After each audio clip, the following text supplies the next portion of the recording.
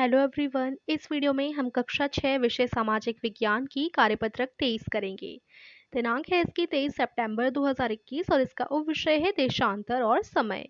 तो चलिए शुरू करते हैं आज की कार्यपत्रिका, लेकिन उससे पहले प्लीज़ हमारे चैनल माइंड बूस्टिंग क्लासेस को ज़रूर सब्सक्राइब कर दीजिए। तो जैसा हम पिछली वर्कशीट में पढ़ चुके हैं कि मान लीजिए ये धरती है, ग्लोब है ये, ठीक है। ग्लोब पर क्या होता है, हमारे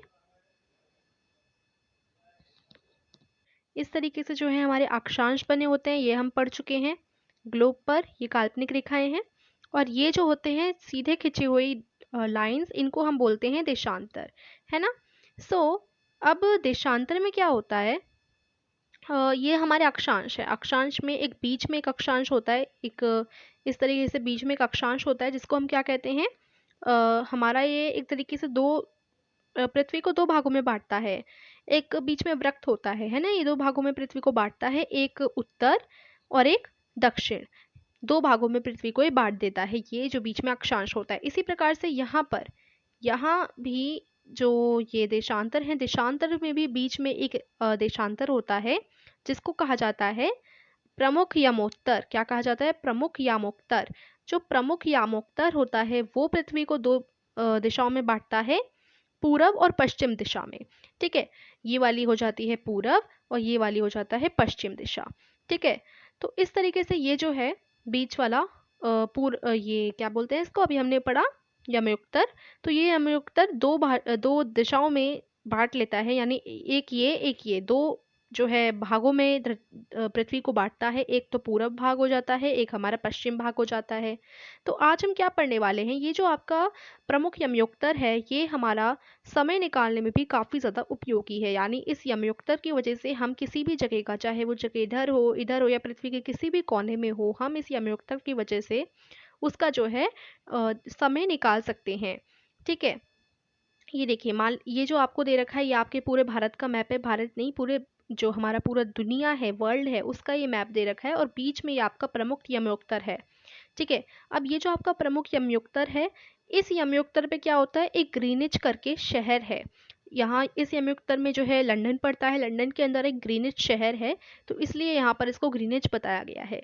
तो यहाँ पर जो है ग्रीनिच शहर पड़ता है, ठीक है। अब ग्रीनिच से आगे बहुत सारे देश हैं, ग्रीनिच से पीछे भी बहुत सारे देश हैं, ठीक है।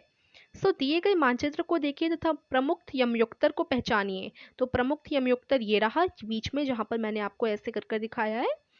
दोपहर में ग्रीनिच पर स्थित प्रमुख यमयुक्तर पर सूर्य जिस समय सबसे ऊंचे बिंदु पर होगा उस समय यमयुक्तर पर स्थित सभी स्थानों पर दोपहर होगी, ठीक है। जब भी यहाँ पर ये जो है यमयुक्तर, इसमें इस पे सूरज सबसे टॉप पे होगा, यहाँ प्रमुख बिंदु पर होगा, तो यहाँ पर जितने भी शहर हैं इस यमयुक्तर पर, उन सब में क्या हो रही होगी, दोपहर हो रही होगी, ठीक है। चूंकि पृथ्वी पश्चिम से पूर्व की ओर चक्कर लगाती है, अतः वे स्थान जो ग्रीनिच के पूर्व में हैं उनका ग्रीनिच समय से आगे होगा तथा जो पश्चिम में है उनका समय पीछे होगा। ये तो साफ सी बात है कि अगर देखिए ये आपका ग्रीनिच है, यहाँ पर आपका ग्रीनिच पड़ रहा है इस प्रमुख यमयुक्तर पे। अब जो भी ग्रीनिच शहर से आगे की सारे जो शहर हैं, आगे की सारे जो क्या हैं, देखो यहाँ लिखा हुआ है ना, जितने भी शहर स्थान जो भी इस ग्रीनिच से आगे हैं यानी पूरब की तरफ है, वहां पर आगे समय चलेगा। और जो इस ग्रीनिच से पीछे की तरफ है, यहाँ पर पीछे है, बीच में ग्रीनिच है और ग्रीनिच से जो पीछे की तरफ है वहां पर जो है समय जो है देर से चलेगा। यानी वहां पर थोड़ा देर से, मान लो यहाँ पर सुबह हो गई तो यहाँ पर थोड़ी देर से सुबह होगी, और ग्रीनिच में जब सुबह हुई है उससे पहले ही आगे वाले देशों में सुबह हो चुकी होगी, क्योंकि वो आगे हैं, और जो देश पीछे हैं उनमें सब कुछ देरी से चलेगा, है ना। समय के अंतर की दर गणना निम्नलिखित विधि से की जा सकती है। पृथ्वी लगभग 24 घंटे में अपने अक्ष पर 360 डिग्री घूम जाती है। इसका अर्थ है कि वह 1 घंटे में 15 डिग्री एवं 4 मिनट में 1 डिग्री घूमती है। कैसे? क्योंकि देखो यहाँ पर हम लोग थोड़ी गणना कर कर देख लेते हैं, बड़ा आसान सा है। आप सभी बच्चों को पता होगा कि जो धरती है वो 24 घंटों में जो है 360 डिग्री घूमती है, ठीक है। 24 घंटे यानी एक दिन, 24 घंटा यानी एक दिन में वो 360 डिग्री जो है पृथ्वी गोल गोल चक्कर लगाती है, घूमती है। इसका अर्थ है कि 1 घंटे में 15 डिग्री घूमेगी। कैसे? अगर 24 घंटे में 360 डिग्री घूमती है तो हम आसानी से पता लगा सकते हैं कि 1 घंटे में कितनी डिग्री घूमेगी, इसके लिए हमें 24 का 360 में भाग देना पड़ेगा, इस तरीके से करना पड़ेगा। तो जब आप भाग देंगे तो आपका उत्तर आ जाएगा 15 डिग्री। तो इसका मतलब, इसका अर्थ ये है कि 1 घंटे में पृथ्वी जो है 15 डिग्री घूमेगी। ठीक है, और हम मान लेते हैं कि 15 डिग्री 1 घंटे में घूमती है, ये हमें पता चल गया।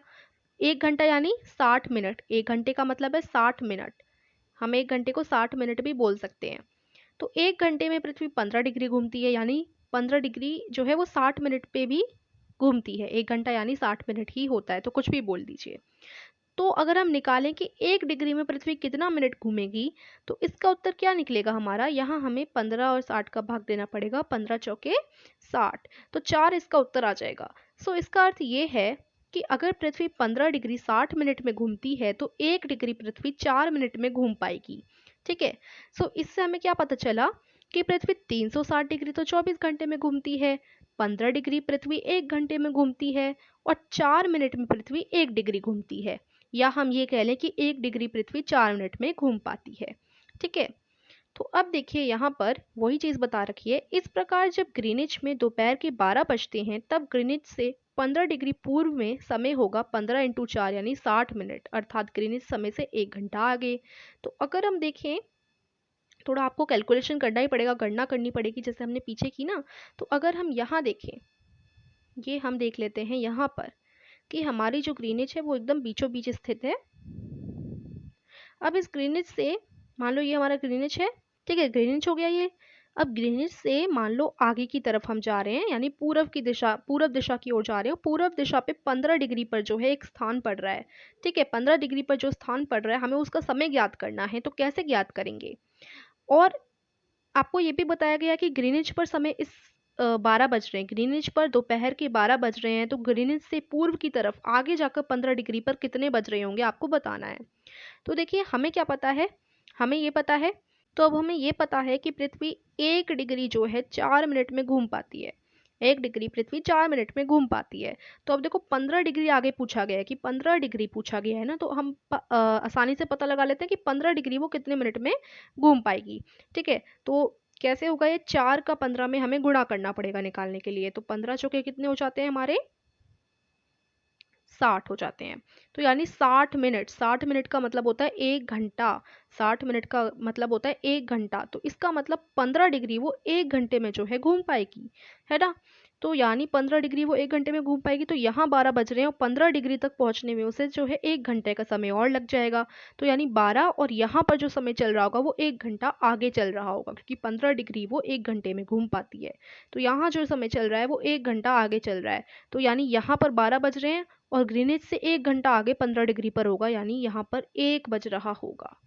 ठीक है, ग्रीनिच पर जब दोपहर के 12 बज रहे हैं तो उससे 1 घंटा आगे अभी हमने कैलकुलेट किया कि 15 डिग्री धरती 1 घंटे में जो है घूम पाएगी। तो यानी यहाँ पर 12 बज रहे हैं तो इधर कितने बजेंगे, 1 घंटा आगे 1 बज रहा होगा इस जगह। ठीक है, और यहीं अगर हम बात करें तो ग्रीनिच के पश्चिम की तरफ अगर हम देखें, तो ग्रीनिच से पीछे की तरफ अगर हम जाएं और पीछे की तरफ भी 15 डिग्री पर देखें, तो ग्रीनिच से अब हम पीछे गए हैं तो यहाँ पर 1 घंटा जो है पीछे समय चल रहा होगा, क्योंकि 15 डिग्री तो हमने निकाल ही रखा है कि 15 डिग्री 1 घंटे का समय है। तो यानी इधर पीछे की तरफ है तो 15 डिग्री वो 1 घंटे में पहुंच पाती है, तो 1 घंटा पीछे चल रहा होगा इस तरफ, क्योंकि इस तरफ 1 घंटा आगे चल रहा है 15 डिग्री पर, इस तरफ 15 डिग्री पर 1 घंटा पीछे चल रहा होगा ग्रीनिच से। तो यहाँ बज रहे होंगे 11। ठीक है, यहाँ बज रहे होंगे 11। ठीक है, तो इस तरीके से हम लोग जो है पता कर सकते हैं किसी भी जगह का जो है समय। अब मैं जल्दी से आपको एक और उदाहरण दे देती हूँ जिससे आपको पूरा अच्छी तरीके से क्लियर हो जाए ये चीज। जैसे ये आपका जो है ग्रीनिच है, ग्रीनिच पे हम 1 बजा देते हैं कि 1 बज रहे हैं।